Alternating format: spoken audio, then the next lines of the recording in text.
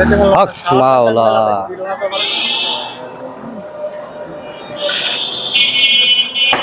হক মাওলা। হক মাওলা। বাবা দেব? কি দিবা বাবা? একটু ধোঁয়া দিয়ে দেই। দেন।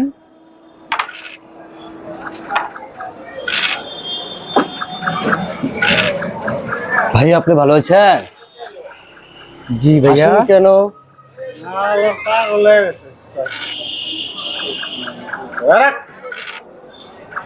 হক মাওলা।